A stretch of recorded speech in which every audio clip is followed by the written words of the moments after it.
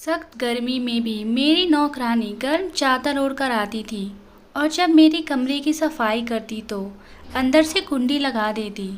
और काफ़ी देर जब बाहर निकलती तो कहती, दीदी जी आपका कमरा बहुत गंदा था, जिसको साफ करते करते मैं थक गई हूँ। मैं अपने पति से शिकायत करती तो वह कहते कि ऐसी गलती हरगिज़ नहीं करना, इतनी कम पैसे में कोई करने वाली नहीं मिलेगी। मुझे कुछ शक हुआ। एक दिन काम करने वाली को जल्दी छुट्टी देकर खुद उस जैसी चादर ओढ़कर कमरे की सफाई करने के लिए तो कुछ ही बाद जो मैंने देखा उसको सुन आपकी रूह कांप जाएंगी। मेरा दिल चाहता उसे काम से निकाल दूं। अपने पति के साथ बैठी चाय पी रही थी जब मैंने उन्हें अपनी परेशानी अपने पति को बताया था। वो एकदम से चौंक गए और बोलने लगे, क्यों? बैठे बिठाए उसके साथ क्या दिक्कत हो गया है? तुम हर वक्त किसी न किसी की बुराई में लगी रहती हो। तुमसे तो बात करना ही बेकार है। मेरा पति उठे और चाय पिए बिना ही वहाँ से चले गए। मैं भी कमरे में चली गई। मैं सोच रही थी कि कभी मेरे पति इस लफ्ज़ में बात नहीं करते थे, तो आज अचानक उनको क्या हुआ जो मुझसे इस तरीके से बात किए। वह तो नरम मिजाज इंसान थे। मेरा दिल तो किया कि अभी अपनी नौकरानी को फ़ोन करके कह दूँ तुम कल से मेरे घर काम करने मत आना। लेकिन मैं अपने पति की बात सोचकर मैंने अपने इस ख्याल को छोड़ दिया था। मुझे डर था कहीं वह गुस्से में मुझसे नाराज़ ना हो जाए। मैंने फ़िलहाल इस बात को छोड़ दिया था। मैं किचन में जाकर रात के खाने का इंतज़ाम करने लगी। खाना तैयार हुआ। अपने पति को बुलाने गई। मुझे ऐसा लगा कि वह अपने बर्ताव को लेकर मुझसे माफ़ी मांगेंगे, मगर उनका चेहरा देख लग रहा था वह गुस्से में है। वह खाना खाने खामोशी से चले जाते हैं और मुझसे कोई भी बात किए बिना खाना खाकर वापस अपने कमरे में लौट जाते हैं। जब मैं किचन साफ करके वापस अपने कमरे में गई तो मेरे पति सो चुके थे। मैं इस बात पर हैरान थी कि आखिर उन्होंने ज़रा सी बात पर इस कदर गुस्सा क्यों कर रहे हैं। अगले दिन मेरी नौकरानी आई तो सबसे पहले मेरे कमरे में चली गई और कुंडी लगाकर सफाई करने लगी। मैं बाहर खड़े घूमती रही। मेरी नौकरानी 20 दिन पहले घर में काम कर रही थी। वह बहुत कम पैसों में मान गई थी। वह तो अच्छी लड़की थी, मगर मुझे यह कमरा बंद करके काम करने का तरीका पसंद नहीं आया था। मैंने उसे 2-3 बार मना भी किया, मगर वह बोली, दीदी जी मैं सब घरों में ऐसे ही काम करती हूँ। मैं उसकी बात सुनकर चुप हो जाया करती थी। वह कमरे की सफाई करके आई तो बड़ी थकी सी दिख रही थी। मुझे देखकर मुस्कुरा कर बोली, दीदी जी हर रोज़ पूरा घंटा लगातार आपका कमरा साफ करती हूँ तो थक जाती हूँ। मैं मुस्कुराकर किचन में चली गई। मैं किचन में खड़ी होकर अपनी नौकरानी की हरकतों का जायज़ा लेने लगी थी। उसने वहीं पर कुछ देर आराम किया, उसके बाद उठ गई। उसने हॉल की सफाई शुरू कर दी थी। इतनी देर में मेरे पति भी आ गए।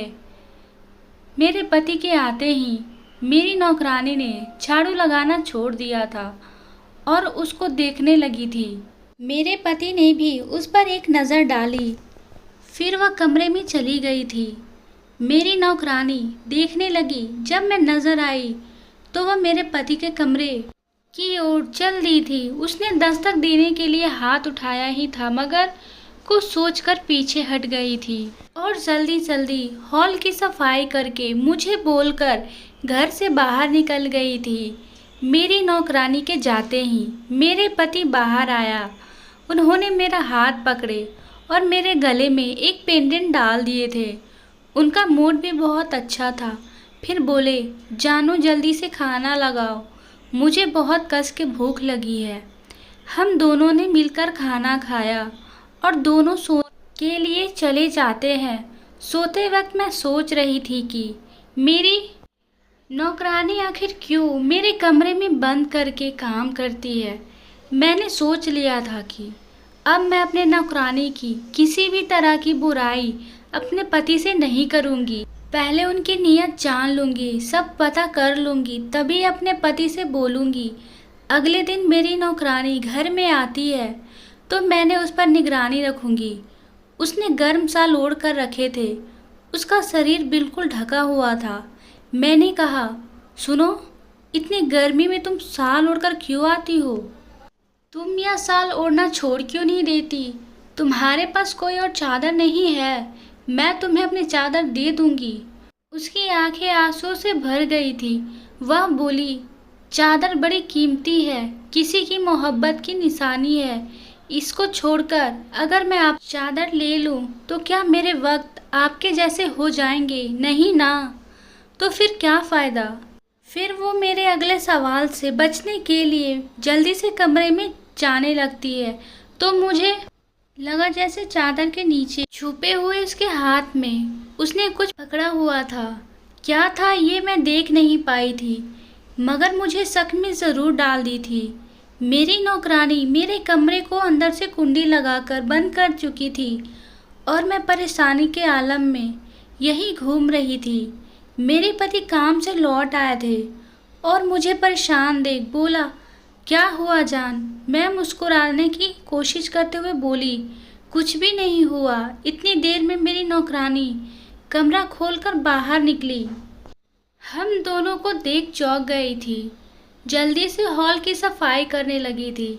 मेरे पति कमरे में गए तो मैं भी उनके पीछे गई थी, मगर उन्होंने अंदर से कुंडी लगा ली।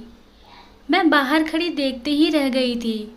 नौकरानी ने अपना काम जल्दी जल्दी ख़त्म कर मेरे पति के बाहर निकलने से पहले ही जा चुकी थी। मेरे दिमाग में एक ख्याल आया कि जब मेरी नौकरानी कमरे की सफाई करके बाहर निकलती, मैं कमरे में झांकती भी नहीं थी और फिर मेरे पति घर आते ही कमरे में चले जाते और मुंह हाथ धोकर बाहर निकलते। मैंने अपना माथा पीट लिया था। मैंने इतनी बड़ी बात कैसे नज़रअंदाज कर दी थी। मेरे पति बाहर निकले तो मैं खुद को नॉर्मल ही दिखाया, मगर अंदर से मेरा दिल बहुत परेशान था। हम दोनों ने मिलकर खाना खाया तो मेरे पति हल्की फुल्की बातें कर रहे थे, मगर मेरा दिल किसी चीज़ में नहीं लग रहा था। मुझे अपना घर उजड़ता हुआ नज़र आ रहा था। मैंने सोच लिया था कि मैं इस मामले को खत्म करके रहूँगी।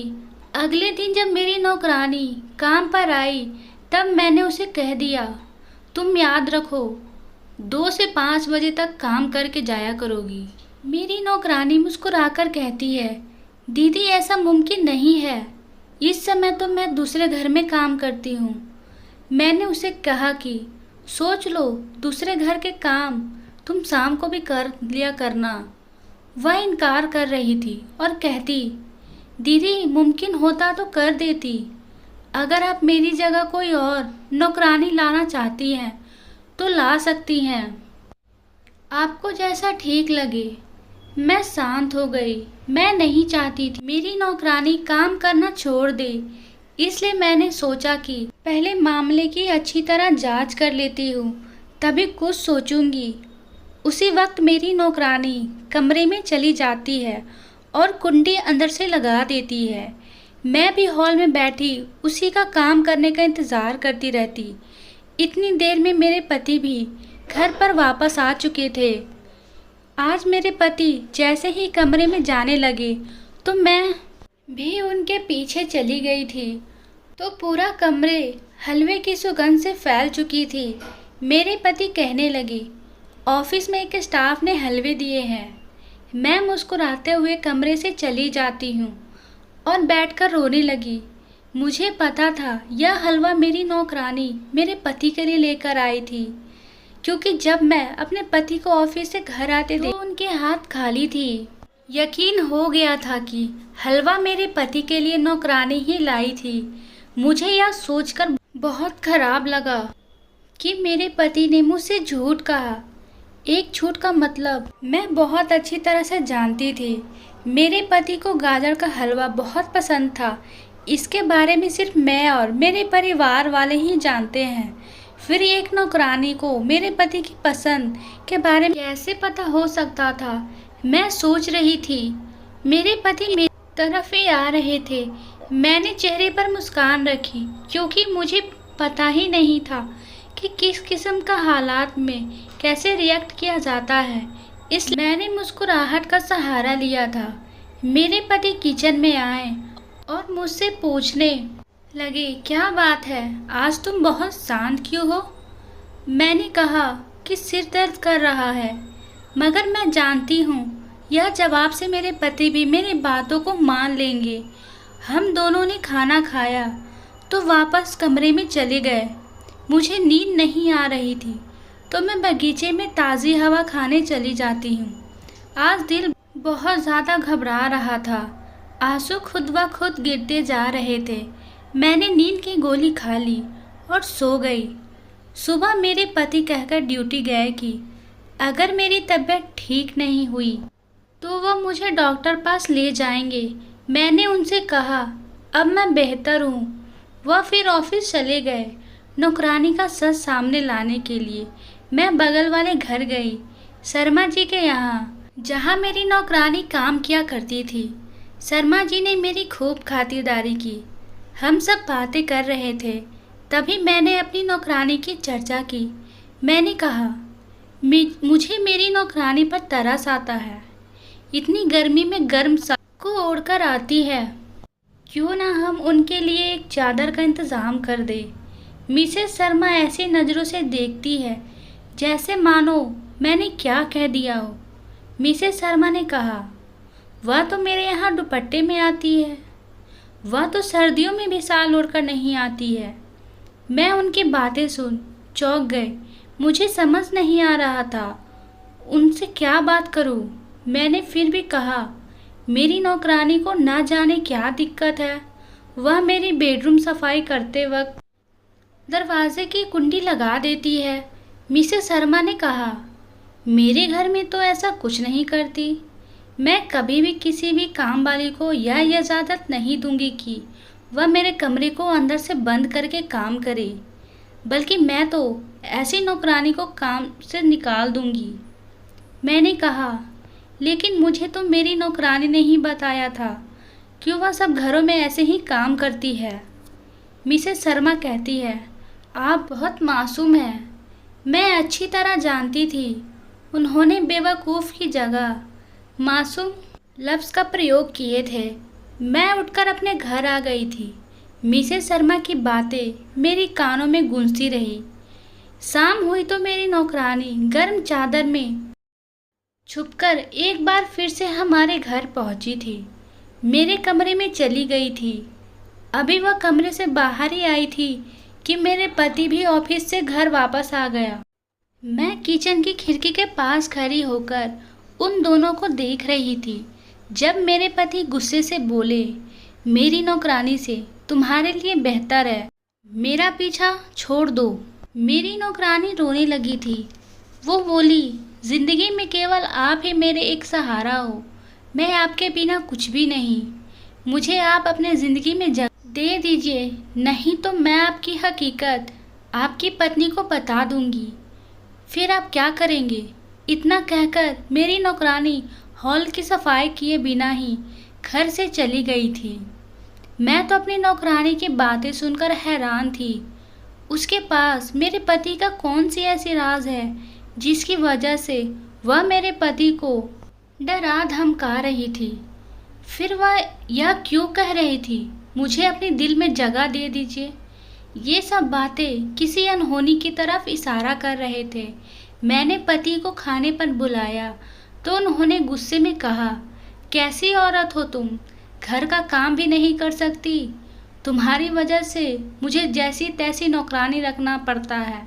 इतना कहकर मेरे पति हॉल में चले जाते हैं।